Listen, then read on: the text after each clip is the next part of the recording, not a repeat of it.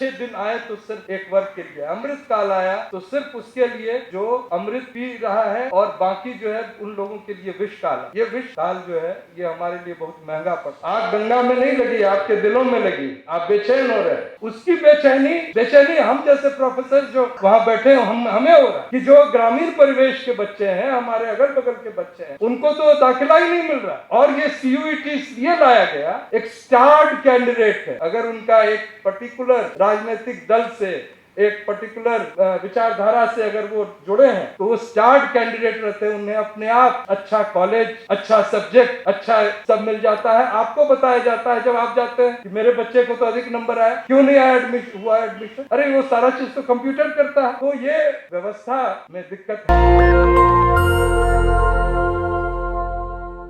देश के सेंसस यानी हर वर्ष, हर 10 वर्ष में जो देश में जनगणना होती है, इसके साथ साथ वो आंकड़े भी उपलब्ध हो जाते कि देश में जातियां कितनी हैं और उनके जो आर्थिक दृष्टि से वो कितने और किस पायदान पे, उनमें कितने लोग पढ़े लिखे हैं, कितने लोगों को सरकारी नौकरी। अभी बात आई अनडिवाइडेड सोसाइटी।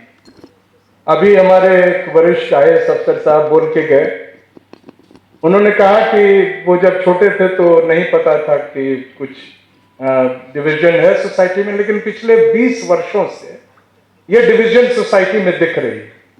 मैं ये जानना चाहता हूं कि पिछले 100 साल का इतिहास, मैं इतिहास का प्रोफेसर हूं और आप लोगों में से कई लोग रुचि के लिए भी इतिहास पढ़ते होंगे, कितने लोग जानते हैं कि जाति व्यवस्था क्या पिछले 20 वर्ष में आ गई?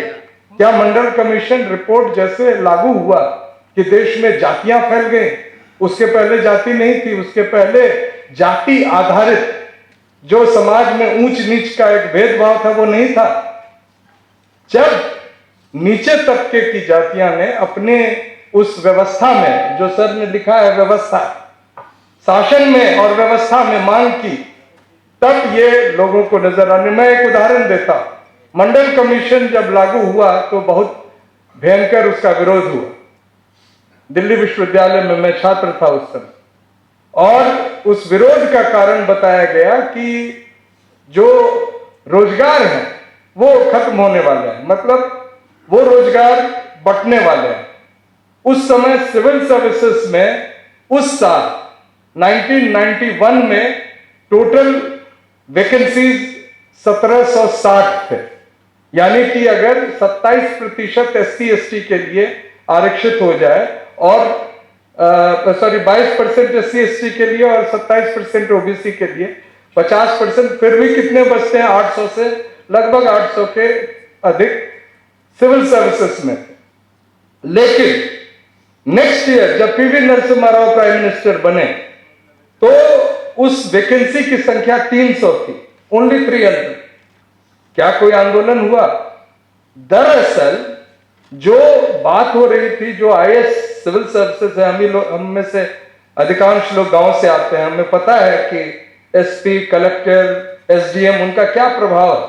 हमारे आदरणीय सैनी साहब हैं, मंत्री भी रहे हैं और वरिष्ठ जगह पे रहे, लेकिन इनको भी पता है कि जो उसका क्रियान्वयन होता है, सत्ता जो चलती है वो अफसरों के माध्यम से चलती है, और उसी माध्यम से अभी लैटरल एंट्री से लोग आ रहे हैं। कोई सवाल नहीं उठा।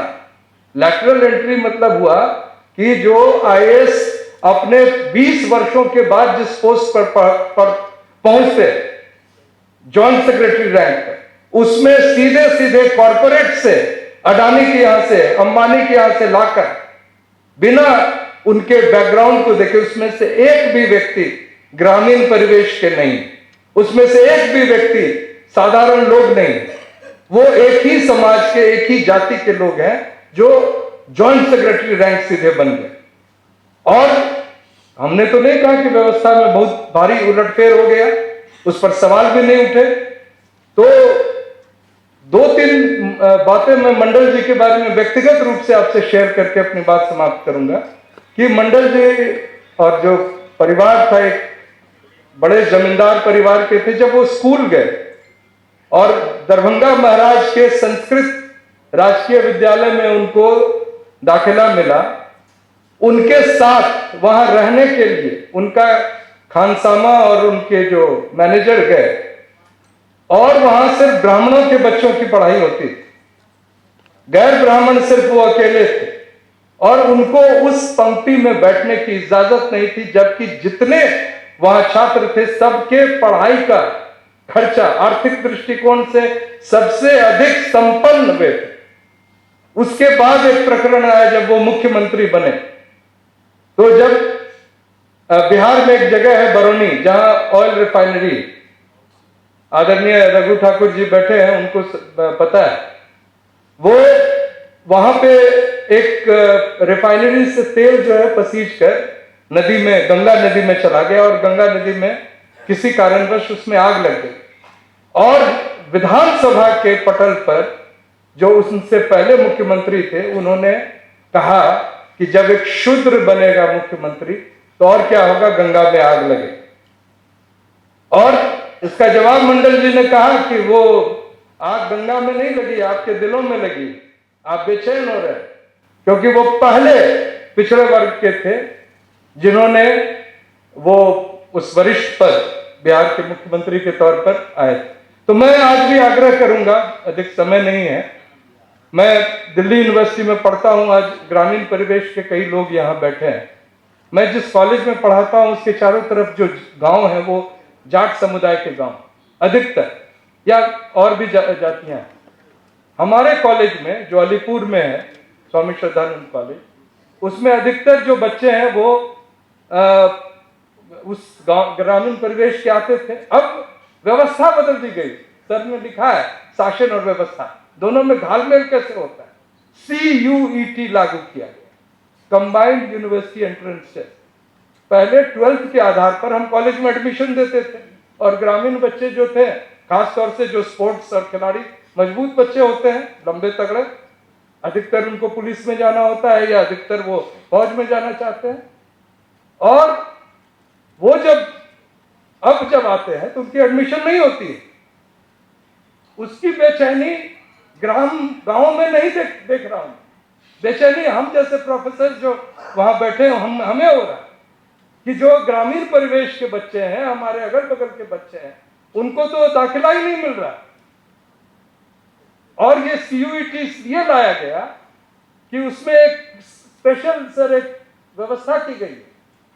व्यवस्था से मैं बोल रहा हूं, एक स्टार्ड कैंडिडेट है, अगर उनका एक पर्टिकुलर राजनीतिक दल से, एक पर्टिकुलर विचारधारा से अगर वो जुड़े हैं, तो वो स्टार्ड कैंडिडेट रहते हैं। उन्हें अपने आप अच्छा कॉलेज, अच्छा सब्जेक्ट, अच्छा सब मिल जाता है। आपको बताया जाता है जब आप जाते हैं कि मेरे बच्चे को तो अधिक नंबर आया, क्यों नहीं आया एडमिशन?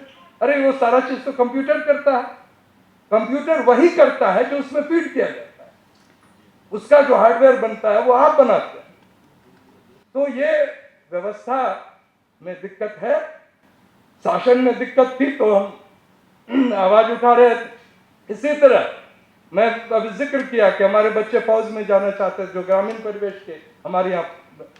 कल पहला शहीद परविंदर सिंह या नाम है उनका, वो गांव पहुंचा है, उसकी पार्थिव शरीर गांव पहुंची है। वो नया जो व्यवस्था है अग्निवीर, उसके तहत वो काम कर रहा था, गोली लगी, शहीद हुआ, और जब उसकी पार्थिव शरीर जब उसका गांव पहुंचा तो एक साधारण एम्बुलेंस, ना एक पुलिस वाला साथ में, ना एक शहीद को जो एक सम्मान मिलना चाहिए, क्योंकि कहा गया कि ये सरकार जो है, उन्होंने जो नई नीति बनाई है, उसमें अग्निवीर जब मरेगा तो उसको किसी प्रकार का शहीद का तगमा या शहीद का दर्जा नहीं दिया। इसकी चीज हमें पहुंचती। हमें हमारे एक साथी ने कहा कि एक विशेष समुदाय को मंडल कमीशन में स्थान नहीं मिला और ग्रामीण परिवेश के। मैं उनको बताना चाहता हूं कि उस और ग्रामीण परिवेश के जिनकी बात वो कर रहे हैं, राजस्थान, उत्तर प्रदेश, उत्तराखंड, मध्य प्रदेश, इन सभी जगह वो है मंडल कमीशन। सिर्फ राजस्थान के 2 जिले ऐसे थे, भरतपुर, जिनके लोगों ने कमीशन में आके मना किया था कि हमें अछूतों के साथ मत दो आरक्षण। उन जिलों को हाल में national commission of backward classes के ऑर्डर से शामिल किया गया। तो ये कई बातें होती है जो हमें पूरी नहीं पता होती है, और इन बातों के कारण हमें लगता है कि व्यवस्था चरमरा रही है। व्यवस्था है, हम संविधान के तहत चलना चाहते हैं। यहाँ बात उठ रही थी, हमें बहुत अच्छा बताया गया कि किस प्रकार से किस लोगों से व्यवहार किया जाए। कौन तय करेगा? कौन तय करेगा कि आप दुखी हैं तो आपसे करुणा हम लाए? कौन तय करेगा? हम तो सिर्फ इतना कहते हैं कि हमारे एफआईआर भी रजिस्टर हों। हमारे जो खिलाड़ी बहनें थी, जब वो बैठी थी एक एफआईआर कराने के लिए, तो सुप्रीम कोर्ट का शरण लेना पड़ा। तो क्या वो व्यवस्था ठीक चल रही थी? और सिर्फ इस वजह से यहां लोकेंद्र गुर्जर जी बैठे हुए, हमारे साथी, एक मिहिर भोज किस समुदाय से है, उस पर इन्होंने एक सभा की, तो इन पर जुर्माना सुप्रीम कोर्ट ने लगा दिया था, 10 लाख का जुर्माना। और जब सोशल मीडिया में लोगों ने चंदा देना शुरू किया कि 1-1 रुपया ही हम देंगे, तो सुप्रीम कोर्ट ने उसे घटाकर ये किया। मध्य प्रदेश में चुनाव हो रहा है और जिन समुदाय के विरुद्ध ये पिछड़े वर्ग के लिए लड़ रहे हैं, इनको टिकट नहीं मिले, उसके लिए पूरी तैयारी है। इन पर केस ला दिया गया है। आज इनको बोलने का मौका इसलिए भी नहीं मिला क्योंकि ये उसमें ये नहीं चाहते हैं कि ये डाइस करें। तो ये व्यवस्था में दिक्कतें हैं, और अगर हम नहीं मानेंगे, आंख मूंद लेंगे, तो हम उस कबूतर के समान रहेंगे जो देखती है कि बिल्ली तो आ रही है, हम आंख मूंद लेंगे तो हमें बिल्ली खाएगी।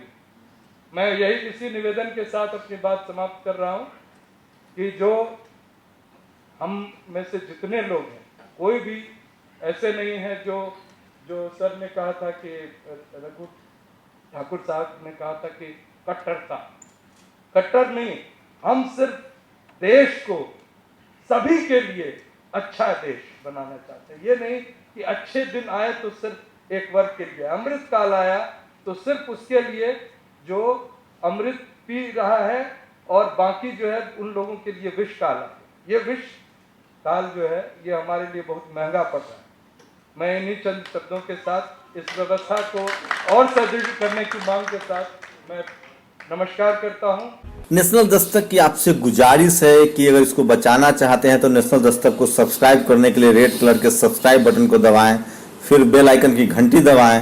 नेशनल दस्तक को बचाने के लिए बहुत जरूरी है कि हर खबर को शेयर करें, लाइक करें, कमेंट जरूर करें।